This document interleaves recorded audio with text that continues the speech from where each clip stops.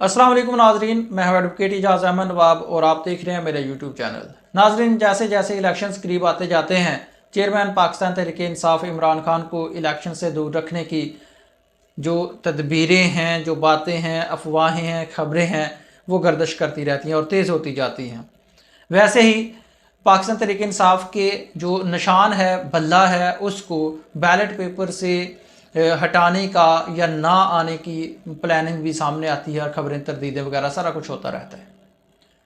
लेकिन एक शख्स जेल में बैठा अपनी हिकमत अमलियाँ चेंज नहीं करता, बल्कि अपनी हिकमत अमलियों से दूसरों को, जिनको लेवल प्लेइंग फील्ड मिली हुई है, उसको इंजॉय कर रहे हैं, लेकिन उसके बावजूद भी उनको चैन से रहने नहीं देता और अपने ना सिर्फ होने का, ना सिर्फ मकबूल होने का, बल्कि अपनी जीत का वाज़ा पैगाम बार बार पहुंचाता है और वो उस पैगाम से परेशान हो जाते हैं।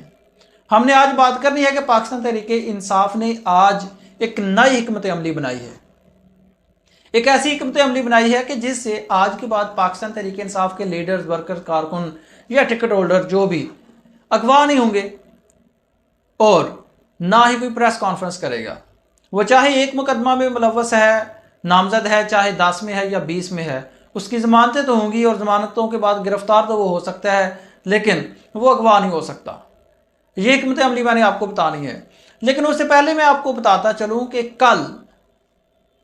कल हामिद मीर साहब ने मीडिया पर एक बात बताई थी, पाकिस्तान तहरीक इंसाफ की प्लानिंग बताई थी, हिकमत अमली बताई थी कि पाकिस्तान तहरीक इंसाफ की जो लीगल टीम है उसके एक मेंबर ने, एक बड़े ख़ास करीबी वकील ने बताया था कि इमरान खान साहब ने 200 वकला की लिस्ट मांगी है। कौन से 200 वकला? जो आईने पाकिस्तान के साथ, आईने पाकिस्तान की साख के लिए, आईने पाकिस्तान के बका के लिए, कानून की बालादस्ती के लिए लड़ना चाहते हूँ, लड़ना जानते हूँ, खड़े रहना जानते हूँ, उन वकला की, ताकि उनको इलेक्शन लड़वाया जाए पाकिस्तान तहरीक इंसाफ की तरफ से।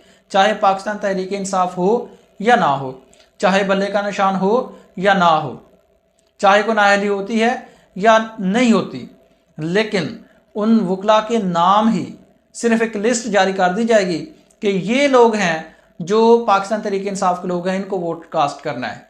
तो इस तरह से इलेक्शन लड़ा जाएगा। ये कल हामिद मीर साहब ने बताया। अब आज की नई हिकमत अमली क्या है? क्योंकि बयानात जो आते हैं, बंदा अगवा होता है, गायब रहता है 8, 10, 15, 20 दिन, महीना, और उसके बाद सामने आता है, फिर एक इंटरव्यू होता है, फिर उस इंटरव्यू में वो इमरान खान पर इल्ज़ामात लगाता है और उसके बाद वो फिर सारे जो उसके ऊपर मुकदमात होते हैं उनसे बरयुज़मा हो जाता है। अब ये सिलसिला जब तूल पकड़ गया और जब ना थम रहा था, तो पाकिस्तान तहरीक इंसाफ ने, मैं पहले भी कह चुका हूं कि पाकिस्तान तहरीक इंसाफ के जो चेयरमैन हैं इमरान खान, बयानियां बनाने में, स्ट्रेटजी बनाने में, प्लान बनाने में और उसको कामयाब करवाने में उसका कोई पाकिस्तान में सानी नहीं है। अब जब ये सिलसिला चल रहा था तो उन्होंने क्या किया? पाकिस्तान तहरीक इंसाफ के लोगों ने सामने आना शुरू कर दिया, सरेंडर करना शुरू कर दिए। भाई अगवा तो होता है ना जब बंदा किसी प्राइवेट जगह हो, जब बंदा पुलिस के घर पहुंच गया है और मीडिया के सामने खुद को पुलिस के सामने सरेंडर कर रहा है, फिर तो अगवा का तो सिलसिला खत्म, अगवा की तो गुंजाइश ही बाकी नहीं रह जाती। हमने कल देखा कि अली नवाज अवान साहब जी बरामद हो गए थे पाकिस्तान जो इस्तेकाम पार्टी है उनके ऑफिस से। वो मनसहरा से तकरीबन 15 दिन पहले गायब हुए और कल बरामद हो गए जी इस्तेकाम पार्टी के ऑफिस से। तो आज अमजद अली खान न्याजी ने, जो सरगोदा के एमएनए हैं, उन्होंने सरेंडर कर दिया पुलिस के सामने और मीडिया से बात भी की कि अगर आज के बाद मेरा कोई बयान आता है, अगर आज के बाद मेरा कोई बयान आता है या कोई प्रेस कॉन्फ्रेंस वगैरह, तो वो अदलिया पर एक सवालिया निशान होगा। और ज़ाहिर सी बात है, वो मीडिया के सामने पुलिस को खुद को सरेंडर कर रहे हैं, तो अगवा तो होंगे नहीं, अब वो मुकदमात का सामना करेंगे। इस तरह से वो ना तो अगवा हुए, ना तो नौबत आएगी प्रेस कॉन्फ्रेंस करने की। मतलब वो ज़ाहिर सी बात है, एक सेपरेट इशू है कि अगर वो अपनी मर्जी से बाद में करते हैं या नहीं करते, लेकिन उस तरह से कि अगवा होना है, फिर बरामद होना है किसी एंकर के घर से, किसी मीडिया हाउस से या किसी इस्तेकाम पार्टी के ऑफिस से, उस तरह से नहीं होगा।